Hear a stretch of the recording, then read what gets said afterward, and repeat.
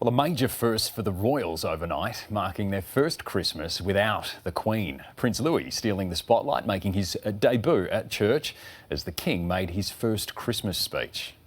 At this time of great anxiety and hardship, be it for those around the world facing conflict, famine or natural disaster, or for those at home finding ways to pay their bills and keep their families fed and warm, we see it in the humanity of people throughout our nations and the Commonwealth who so readily respond to the plight of others.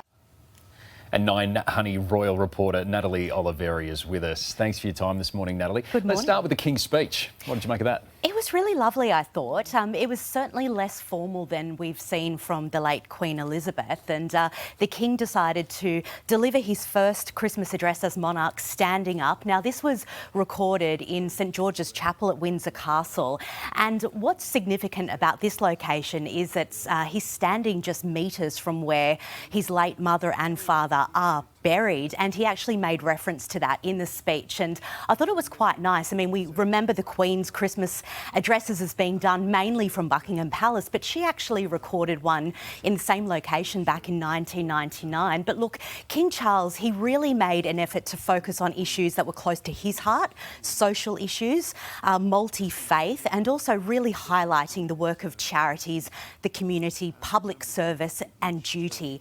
And there was no reference really to other members of the royal family, apart from some vision of William and Kate and Princess Anne, really the working members of the family. I did like how he mentioned the cost of living pressures. I thought it did show that he was a little bit more in touch. But I want to touch on, of course, Harry and Meghan, because not surprisingly, while Kate and William got a good mention in this speech, Harry and Meghan did not. Look, I don't see it as being a big surprise that they weren't mentioned. King Charles certainly did really pay tribute to William and Kate in their new roles as Prince and Princess of Wales. I think really signalling the future of the monarchy there. And look, no reference to Harry and Meghan, and that's no big surprise. They stepped back as working royals 2 years ago. But look, there was only really verbal mention of William and Kate, and we saw Princess Anne and Sophie and Prince Edward there on Vision. So, it was a very different message, less formal, but very much looking ahead to the future of the monarchy. And we saw the family at the church. That's traditional, but it was Louis again stealing the show. Oh, absolutely. 4-year-old Prince Louis. Now, this was his first time at Sandringham, and it was really the first time the royals had been able to gather at the Norfolk home since 2019, because the COVID pandemic, of course, changed their plans. But look, Prince William and Catherine, they're leading their 3 children. We saw Prince Andrew. Look, this was very much a family event. That is why he was there. It really wasn't a public event, but he certainly did keep his distance from the family a little. But really nice to see everyone out and about together at Christmas, which is what it's all about. You get the feeling that he is the unwanted uncle at the moment. Yeah, just trying to... a few steps behind. Yeah, trying to shift him off. Natalie, thank you so much. Thank you. As always. Well, this is the first time in 3 years that the royal family has spent Christmas here at the Sandringham estate, marking a return to traditional royal festivities. But with one big difference, it's the first time they've celebrated Christmas without Queen Elizabeth.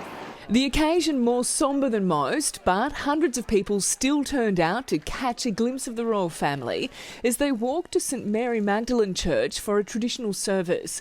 This year, Prince Louis was invited for his first service, his hand clasped tightly in his mother's to prevent any more of these antics, which captured headlines at the Platinum Jubilee. Prince Andrew was also in attendance after stepping down as a working royal in 2019 over the Jeffrey Epstein saga. He was positioned as far away from the cameras as possible. Queen Elizabeth had hosted 32 Christmases at Sandringham until COVID forced the festivities to be cancelled in 2020 and 2021. After what has been a momentous 2022, the royal family is now turning its attention to 2023 and warding off any future controversies. Its next challenge, the release of Prince Harry's new book in January.